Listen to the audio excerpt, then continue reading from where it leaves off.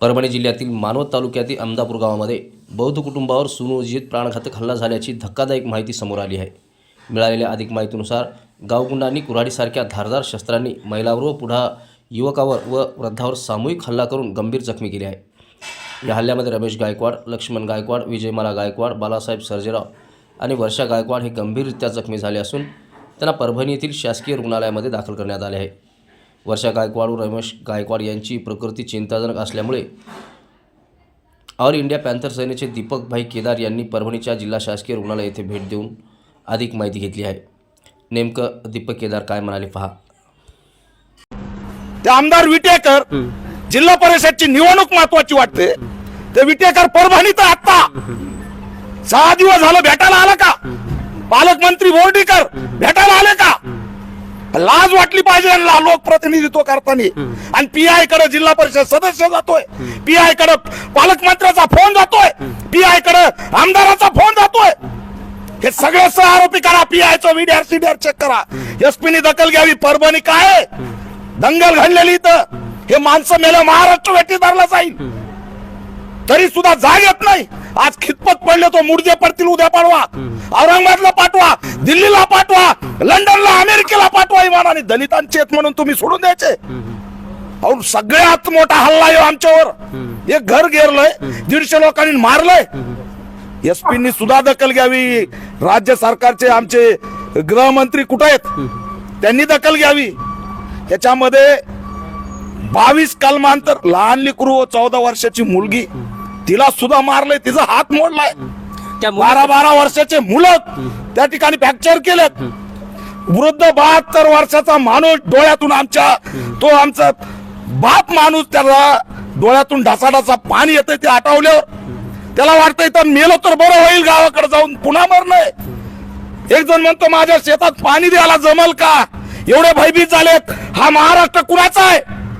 फुले शाहू बाबासाहेबांचा महाराष्ट्र, दहशतवाद्यांचा महाराष्ट्र कधी झाला?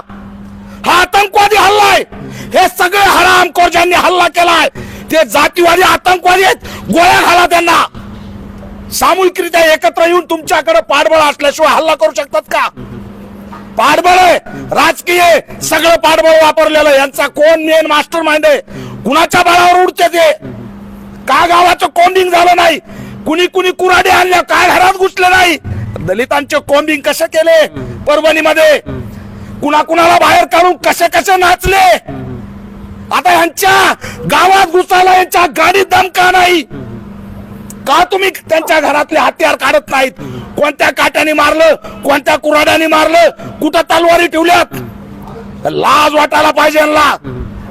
म्हणजे आमचं कोंबिंग आणि इथं काय जातीमुळं त्यांचं कोंबिंग होणार नाही, आमचं कोंबिंग होणार। कारण आम्ही दलित। 100-150 लोक काटा कुऱ्हाड्या घेऊन हल्ला करतात।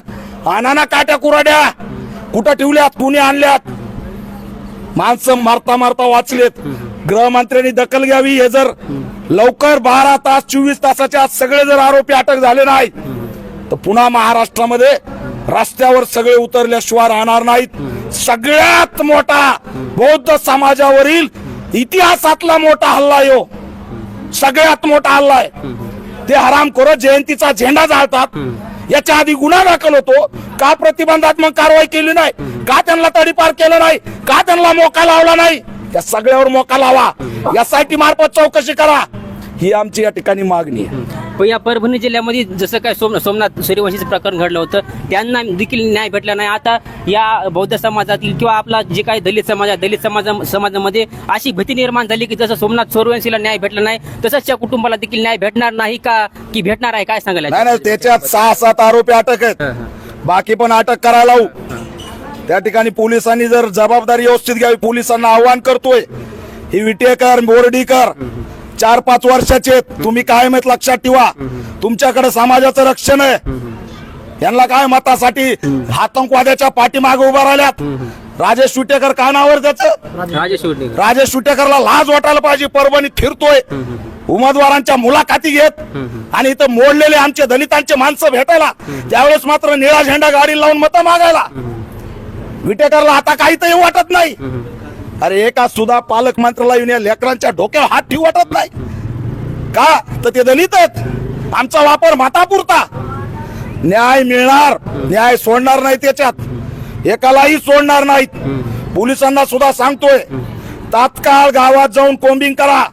एसपीनी सुद्धा गावात जावं. दुर्दैव इथं कोणीच भेटायला आलं ना. आणखी त्या गावातील आंबेडकरी अनुयायाचं असं मत आहे की मागलच्या 5-6 वर्षापासून तिथल्या जयंतीमध्ये हे जे काही जातीवादी मनवादी लोक आहेत ते धिंगाणा घालत आहेत, तिथल्या महिलांना छेड काढत आहेत, तिथल्या मुलींची छेड काढत आहेत. याबद्दल काय सांगाल या राजकीय नेत्यांना तुम्ही?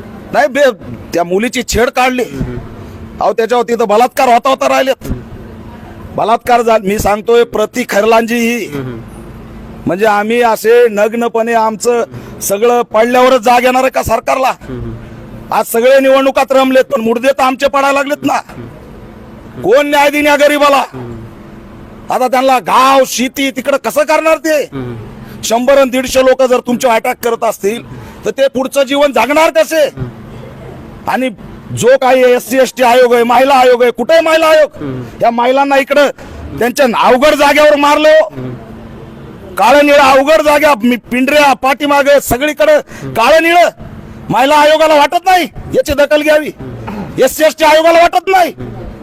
पण सगळं आमच्या ताब्यात, सगळी यंत्रणा आमच्या ताब्यात. पोलिसांनी ठरवलं तर 4 तासात इथं परभणीच्या पुतळ्यावर आणून नाडग्या फोडू शकतात. कुणाचा दबाव आहे त्यांच्यावर? बोर्डीकरचा आहे, त्या विटेकरचा आहे, कुणाचा दबाव आहे? आणि जर दबाव असेल ना तर मग आम्हाला पॅन्थर म्हणून उतरावं लागेल. मग पुन्हा म्हणू नका, आम्ही घेऊ, मग आम्ही जसं तसं उत्तर दिलं जाईल. असं